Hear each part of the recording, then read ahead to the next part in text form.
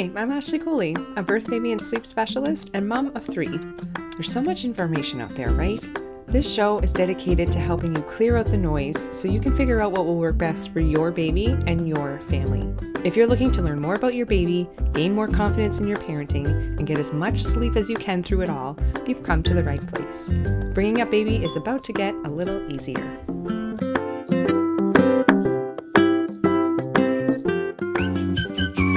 Are you looking to continue the conversations we're having here on the podcast?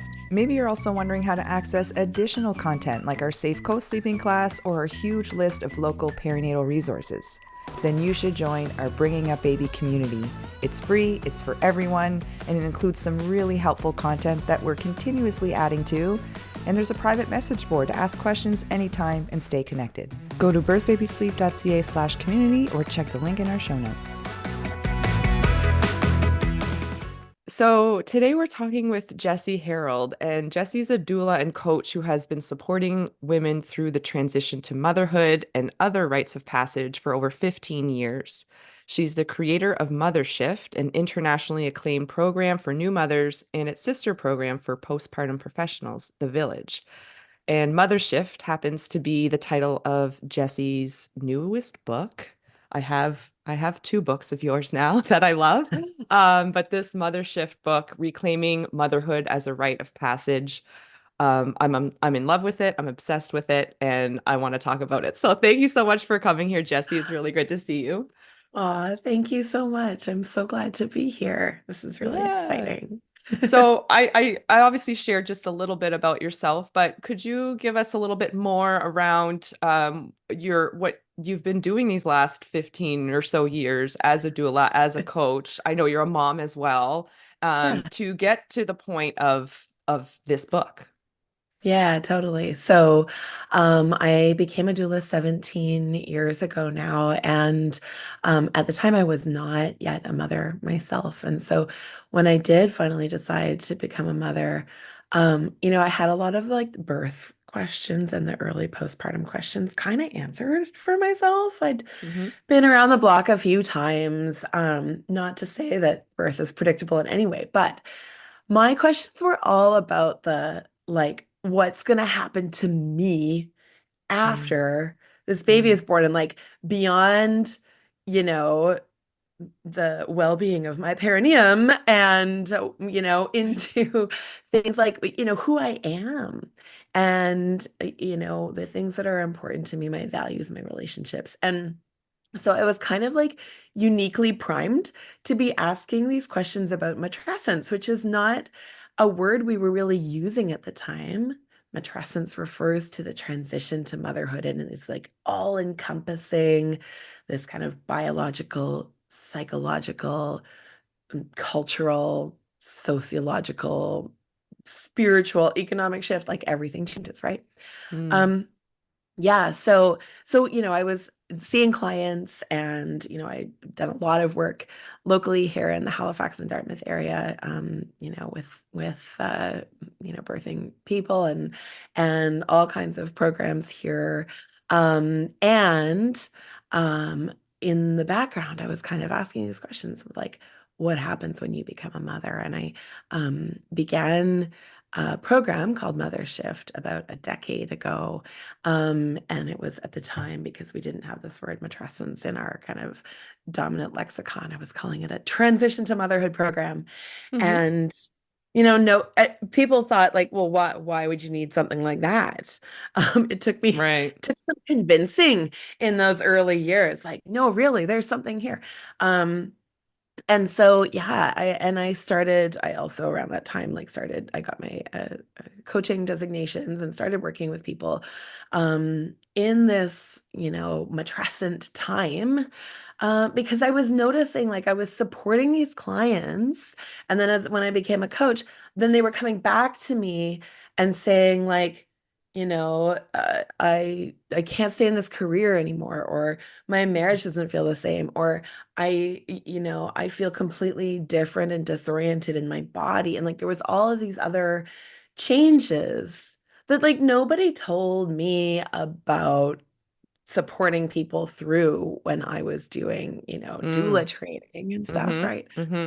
Yeah, and so that's kind of the beginnings, the very beginnings of that. And then Matrescence has, is kind of working its way into the zeitgeist now, and and so, I was kind of uniquely primed with all of this work that I had been doing, and lots of research and exploration of this experience with my clients to write Mothershift. And it's, one of the first kind of handful of books about matrescence out there in the world, which is really exciting.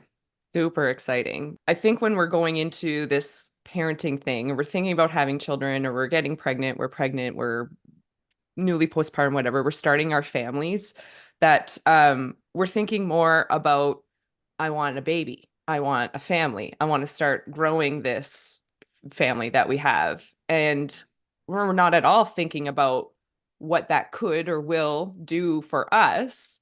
Um, and probably, well, I shouldn't say probably. You probably know more than I do at this because I know with the research, but like I think about the transition through puberty, the transition through to adulthood, whatever that is, the transition for birth, for parenting, menopause, like all of those transitions. And I believe that you do help people in many transitions, not just this matrescence, but we're not necessarily thinking about that change and it's in such a meaningful, impactful way. So you did sort of touch on what matrescence is, but can you speak to how would somebody might start thinking about this, or when should they, and what does it really kind of make up for a new mother?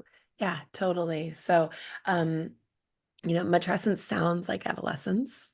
Mm, And so you make a very good point, when you think about all of the changes that we expect in a young person as they go through puberty, we expect that everything is going to change for them, really. We kind of expect that it's going to be pretty challenging, actually. I think you and I both have like We're teenagers or getting a taste. preteens, and we're seeing like the total transformation that they go Mm, through. It's a given for teenagers that we know that it's going to take them a good few years to make this transition. And mhm, I think all of us as adults know, like maybe it was your 20s before you feel like you're yourself mhm, in so mhm, many ways. mhm, Um, and we never expect adolescents to return to their prior childhood state. In fact, we kind of think that's bad. true, We true. don't like it when our teenagers start acting like 5-year-olds. And it's seen as this like very positive, but awkward and challenging developmental process. So Mm, let's take all of that understanding and compassion that we have for teenagers and apply it to mothers as we're going through this utter transformation. And here's the clincher is that, we're just steeped in this kind of bounce back narrative and this idea that motherhood shouldn't change you. That actually, like, the worst thing that could happen mm, when you become a mother is that you might change. mm, And so we've got, so many mothers, and I can include myself in this, even though I was thinking about matrescence 13 years ago when I had my first kiddo. Um, so many mothers kind of trying to like recreate the circumstances of their past lives, trying to right. kind of, get back to that. And I don't know about you, but like in my work with mothers, I've seen that cause pretty much nothing but suffering. Now, Mm, I'm not here to say that you need to give up everything about yourself and like completely martyr yourself to motherhood. That is not the thing. mhm, mhm, But as we all know, that it's pretty realistic in those first 2 to 3 years. And so I talk about matrescence as being a 2 to 3 year long process, mm. not 6 weeks 6 weeks. or three Yeah, months, yeah, like all of yeah. these things that these kind of milestones that we now kind of accept. In motherhood, it takes 2 to 3 years. And like during that time, you're probably going to give up a lot. Mm, And, you're going to surrender to this season of your life. And when you don't do that, it's often quite challenging. right? Mm, Like mm, it is often really challenging. And so, and there are certainly things that will return to you mm-hmm, as your mothering shifts and changes and your kids grow. And there's a lot of things that we lose along the way. And the thing that we forget is that we gain so much mm, along the way. And like yeah, again, we look to adolescence and we see them becoming more mature and we're going through this developmental phase where we're becoming more capable, greater capacity, the ability to kind of hold complex thought and nuance and paradox. All of these things happen in matrescence. And one of the things that I do in the book is kind of map matrescence against the milestones of adult development because we mm, don't stop growing and developing as children. And matrescence actually like kind of gives us a rocket boost into some of these really beautiful skills and capacities that we actually want to cultivate mm, as adults. The ability to hold complexity and paradox, um, the values around interdependence, for example, and community, the mm, ability to trust our intuition, like all of these things are mm, actually what we think of as milestones or hallmarks of mature adult development. mm, So, mm, yep, we mhm, let go of some things. And maybe mhm. some of those things we're actually pretty happy to let go of. And Yeah, so, yeah. you know, Yeah. and we step into this new reality that's just filled with potential and power. Yeah. I find that the thought of, oh, there's a change a coming, and I don't know what really is on the other side. Like that Yeah, can be kind of scary. That can be yeah, kind of um yeah, just the fear of the unknown. So it's so wonderful, like you said, to now have this book of being able to help navigate or at least give you a sense of what maybe is to come and how you can help yourself. Because what yeah, we were saying earlier, what one of the great things I love about this book is that you get practical in it. Like there's prompts and things for you to think about and maybe journal about and figure things out for yourself. So while it is a great read and you'll learn lots of things, it's pretty practical too. When I first opened the book, this part I want to read, it was just in the introduction, but it struck me because I'm also a sleep consultant and this little topic got brought up and it really just hones in on why I do what I do because we think, oh, we got to get the baby sleeping perfectly. This is all about that. And of course, perfect is not a word that we use typically when it comes to babies, but like, um, and yes, we want them to sleep well, but it can be more about the parent or the mother. So anyway, you said right here, suddenly, in so many cases, the problem of a baby not napping well was actually not so much about infant sleep, but about a mother's ability to feel like herself again for a couple of hours. Like that to Hmm. me is so, that's 99% why I do what I do is more for the mental health aspects of getting some good sleep. And then you say the challenges of breastfeeding were often not so much about supply and demand, but about autonomy and the shifting dynamics of formerly equal, intimate partnerships. That definitely comes up a lot in our feeding class. We talk about breastfeeding, bottles, pumping, all the things.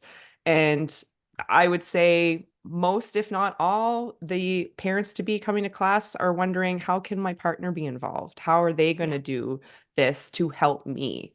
So it's yeah, definitely more of a shift where we're going as a society.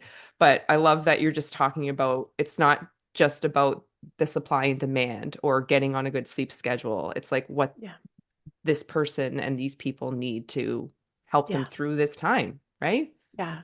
And with all like tenderness, I mean, this is something that I really started to notice in my postpartum practice was yeah, like we kind of have all of these, I'm going to use like air quote, like problems Mm-hmm. of and we kind of assume that the problem is our baby, like our baby's not sleeping or there's something up going on with breastfeeding, and it's a problem, and we assume that it has a solution, and also the solution has something to do with the baby that, we can support Mm, them to do. And it's mm, like it's kind of we're at the surface level, and like sometimes that is true, but oftentimes what I was finding was that like the real problem here was actually like this profound sense of loss of self, mm, mm, and that like the let's take sleep for example, the anguish, and God knows I've been there, the mm, anguish that mothers felt about not getting, like, I don't know, when your baby's doing those like cat naps that are so, oh mm. God, right? Or waking up And every hour every overnight and hour, and you're yeah. not able to like do the things that make you feel like you, or have that kind of solo time where you're not like kind of completely touched out and holding a baby and whatever. Mm, um and like all of these things, I mean, there's also like systemic issues with this as well, because we're hmm not meant to be like the only person supporting our child in an empty hmm house with no mm. one to support us. Yes. And also, you know, we're kind of living in this culture that insists that we don't change, we get back to normal.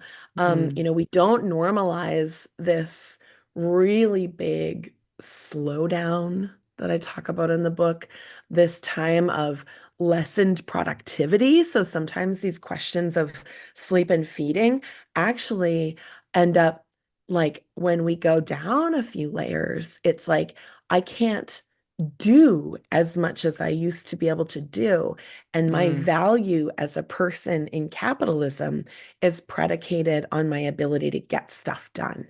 And I no mm, longer know who I am if I can't get like five things done in a day or 10 or 50, like, mm. you Yes, know. so And true. Yeah. so there's a lot more underneath the surface, and it has to me, it often has a lot more to do with identity Mm, and um and this like deep shift that's going on in surrender than it necessarily is about these kind of like problems that might have fixes.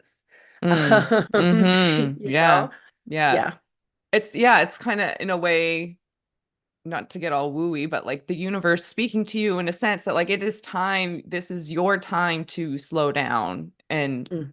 gear down and learn and relearn and figure that out. Again, this part was in the introduction. I already started my folding ears and my highlighting. But just to your point, you say, and what if we decided that losing yourself in motherhood is not the problem, but the point? I Yeah. love that. To think about it that way, um, I think kind of takes less, it makes it less sad almost because again, Mm. like we're in our society and our culture, we're so worried about losing what we have, but not thinking about what we could potentially gain Yeah. from it. Looking for the best for your baby? Atlantic Canada's baby store is here for you. Nurtured, which is right here in Halifax, Nova Scotia, has the best products for baby. The staff are so incredibly helpful, and they have the most top rated car seats and strollers you won't find anywhere else. So, whether you need expert advice or the perfect baby gear, Nurtured's got you covered. Nurtured, supporting your parenting journey every step of the way. So true. Okay, I'm coming around. I've got one more piece in Yeah. this book that I'm going to reference, and I'd love for you to speak to it. It was about what you're talking about a client that you had 1 week postpartum. So this is around the self-care piece, which we love to talk Mhm. about here on the Mhm. podcast. Mhm. So you write, my client was 1 week postpartum. She was struggling with breastfeeding, and she and I were both pulling out all the stops to establish her milk supply and help her baby achieve a comfortable latch. She was healing from a very long and challenging labor and birth. And she was booked for a pedicure just a few days. Hence, her mother had agreed to look after the baby. Her friends had all encouraged her and told her that she needed to take a little me time. She should get away from her baby every so often. It was the healthy thing to do. Shortly after her pedicure, my client planned to go on a date night with her husband. Her friends had all encouraged her and told her that she needed to take some time to be with her husband, just the two of them. She should get away from her baby every so often. It was the healthy thing to do. I mean, yeah. Can you carry on? Yeah. That's like it's so we think about self-care as those moments, and maybe those moments can be part of that, but in such an early stage of Yeah. postpartum too, that the idea is, oh, if you just have some time away from your baby regularly, you'll be fine, Mhm. right? But that's Yeah. not what is Yeah. happening. Yeah. And again, like we're kind of making the baby the problem. Yeah. Yeah. Right? So like I guess yes, so this client was and again with lots of tenderness and nuance here because there are times when it is the best thing to do to get away from your baby.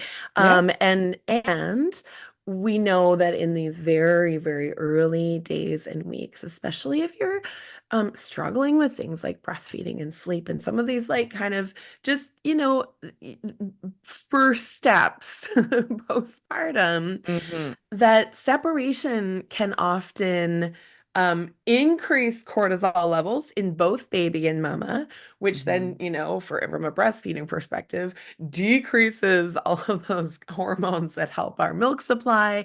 And Mm-hmm. very pragmatically, I hear from mothers who like assume that self-care needs to be separation from babe, and it ends up just not feeling good at all, even Mm-hmm. though it was kind of supposed to feel good. Um, and I think again, um, we're assuming that self-care is only possible in these early days and weeks, in the absence of your baby. Mm-hmm. And that, and I think there's a lot going on here. I think part of it is like there is a hearty amount of surrender to this season of your life, and it might Mm-hmm. not be the season for this. And I think like we tend not to think that way in our culture. We kind of have this all or nothing, and like Because if if I I can't, surrender to this now, will it yeah, ever be? will it Like, ever yeah, return? yeah, yeah. Yeah, totally. And so I think there's something of that going on of just like recognizing these cycles and seasons in our lives. Mm-hmm. Um, and I think, yeah, surrendering to those early days. And I think the other piece of this and the reason why surrender is so difficult is that we have very little um, ability or rubric for grieving, Mm-hmm. are kind of losses that are maybe outside of what's societally sort of acceptable, which is, we say that you can mourn or grieve the loss of like a death, the loss of a person or Mm-hmm. being that you love. But that's actually exactly what's happening here, right? You're mourning the Mm-hmm. loss of, and you get to like, you're allowed to mourn the loss of the hot coffee, and you can be really sad about not being able to get a pedicure for a little Mm-hmm. while until this babe can be left with someone for a longer period of time or whatever that looks like. And I think, and that's one of the things I really try to equip people with in the book is just like, you know, w- we can't have a conversation about transformation in our lives, whether that's in motherhood or anything else, without talking about what we're letting go of and the person we are no longer, and allowing ourselves, giving ourselves a big permission slip to feel really complex feelings about that, including sadness and grief, and Mm-hmm. have that be normal. Have Mm-hmm. that be, not pathologized in any way, Mm-hmm. but also to like have the support that we need to know what to do with grief and to know how to work with it in a good way. And I think that's a major kind of shortfall in our culture where we're terrified of grief, and we We try to haven't been push. shown to how to deal No, with emotions properly a lot of the times. Yeah. totally, totally. And so I guess I spun into something a little bit different when talking about that self-care piece, but that yeah, your self-care is probably going to look different. It's no less important, but Mm-hmm. if being separated from your baby actually causes you more stress, then for Mm-hmm. heaven's sakes, you can have self-care closer to home, closer to your Mm-hmm. babe. Um, and sometimes self-care is like asking for the support that you need, a little extra support, some food in the freezer, Mm-hmm. things like Mm-hmm. that. Mm-hmm. That again, they're not like sort of our society's. definition of self-care, but they are nourishing nonetheless. Yeah, totally. I totally relate to those feelings of I remember this one time with my first daughter. She was a couple months old. It was the summertime. We were at our in-laws' cottage, and I was just like going out for a little swim, a little self-care because my daughter was quietly hanging out with family, other members, and I was just swimming in a lake. And then I could hear her crying, starting to cry. And my body reacts, my whole being Yeah, reacts. So I'm on my way to her. And very lovingly, my mother-in-law kind of scooped her up and kind of ran off with her. And not not like you can't have her, she's mine, but more like, no, take a break. Let me handle this, right? yeah, But the whole time I just hear her crying yeah, and I'm like, she wants me and I want her. And I understand that yeah, you're trying to help. And that seems like a really good idea to give me that space. But like it was just causing me stress and her stress that I like just be right totally. here. So I Yeah, really feel for that, that it's okay, I think, to feel either way. Not yeah, everybody might feel that same way, but I do find it's such an important time, early postpartum, but any time really of we need people to take care of us so we yeah, can care for baby and learn about baby. And there will come a season when we can go get a pedicure on our own, and those will happen. Just maybe totally. not right away. Yeah. Totally. And I mean, I think we need to be mindful of, there's been sort of a distortion of attachment theory that has kind of been like co-opted by the patriarchy Hmm. that says that um, to achieve, attachment, secure attachment with your child, then that means you literally have to be attached to your child Right. an Right. enormous amount of the time. No. And so let's just make sure people listening are clear that that's not exactly what we're saying here. Although I think certainly like physiologically, we often feel sort of calmer and more relaxed, and our babies do too when we're together in those early times. And that is not to say that your baby can't experience that with another caregiver. Um, Exactly. Yeah. and that there shouldn't be like lots of people caring for this little one. Like this is very important. And no, you going for a swim or going to yoga or whatever is not going to like cause, an attachment rupture. So let's be clear. But I think that's actually like a really common misunderstanding. And Mm-hmm. that's not it. I think it's really looking at how do we um feel, well nourished as mothers and really paying attention to those physiological cues when we're like feeling Mm. discomfort, trying to kind Mm-hmm. of uphold self-care that looks like good self-care in our culture. Which is a challenge because as new parents, we're really just focused on that baby and we got to keep that baby alive and we Yeah. got to get our sleep and we want them to eat.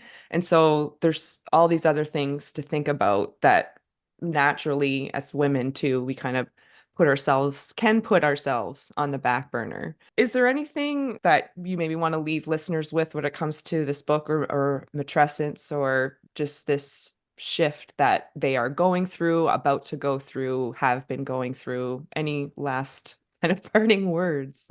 Yeah. Well, I'm gonna give you an aside first and then parting words because Great. I've been teaching Mothershift now for 10 years, and I always have a few still pregnant people in the class who often will have their babies like during the course of our time together. I have yet to successfully um, convey the like magnitude of the experience of matrescence to a pregnant person or a person who's maybe not even pregnant yet. It feels like, I don't know, every year I teach the village, somebody comes in like, I'm going to start teaching this prenatally. I think there Mm, might be this like beautiful protective mechanism in us that prevents us from thinking about this too much in those early days. So if you're someone who's listening and is still pregnant or is hoping to get pregnant, It's okay if this feels like really big and a little bit intangible. Often people will like go back and do the program again, or they'll like go back and like, Mm, oh, that's what you guys were talking about while I was yeah, 30 weeks yeah, pregnant and stewing on this little baby. right. Anyways, um, I just, want to reaffirm for folks that it's really normal, especially in these first 2 to 3 years of motherhood, to feel pretty disoriented, to not know who you are anymore, and to like not quite have figured this kind of new normal out yet, that it's okay to feel really sad about that, to grieve your former self, and that all this is really normal. All Mm, of this is normal. It doesn't mean don't get support, but it does mean that you are in this broad, beautiful, messy spectrum of normal, and that this is a real experience. mm, You're not alone. mm. Yeah, that is a big message to bring because it's in our culture, we do feel so alone. Like we're up in the middle of the night feeding, and it just seems like we're the only ones doing that. Even though realistically, logically, we can obviously like, okay, yeah, there's other people out there too, but it can be quite lonely and you're not sure where to turn. So we Google and we go on Instagram and we go find those things. But Yeah.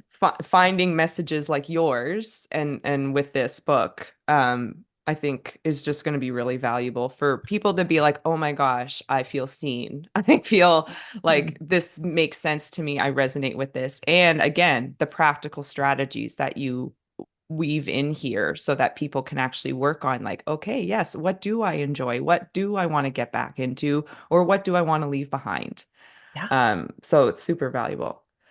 Thank you so much, Jessie, for this conversation. I know we'll be having more. Jessie and I go way back to health promotion days at Dal. And I've seen you around, but now I love that you're writing these books because your other one, Project Body Love, by the way, that was a few years ago, right? But I Yeah. remember reading that within a day and was like, yes. I just love your approach to putting in your experience, some practical, the research, like you're really melding all this together for it to make sense for people. So good work. Good work. Keep it up. Jesse, lastly, where can people find you? I know you're on the internet, and where can they find your book? Where can we access you if ever somebody wants to? Yeah, I'm definitely on the internet. My website is jessieharrold.com, and usually hang out on Instagram at jessie.es.harrold. I write a monthly newsletter that people really love that is called Imaginalia, and it's just you can sign up on my website, and it's just supportive, stories and prompts and all kinds of things for people who are going through life transitions. And Mothershift is available anywhere books are sold. And importantly, also on audio, so you can get it. It And is. Oh, pop it in your good. yes, What yes. mother doesn't need an audio I something when mean, you're going for a walk? seriously, I know I had to advocate that for that with my publisher. I was like, no, people are only going to listen to this on audio. Yeah, yeah, My mother has time to read a book. yeah. Oh, that's Yeah, fantastic. That's great. yeah, yeah. Amazing. Well, we're going to put all that in the show notes to make it easy for people to find you. And thank you so much. This has been really great. And I'm almost done this book. I've been reading it. I'm a slow reader, but like I always say, I love and appreciate your approach to this. And by the way, guys, I'm going to exaggerate here a little bit, but like almost half the book are your references, your bibliography. Like this isn't just not I shouldn't say just you have quite a bit of knowledge and experience in this already, but from what I know from you from master's degree, you're really good at finding the research and really making that point. So very much appreciate it. Big nerds unite. Yeah. All right. Thanks, Jesse. We'll talk to you again soon.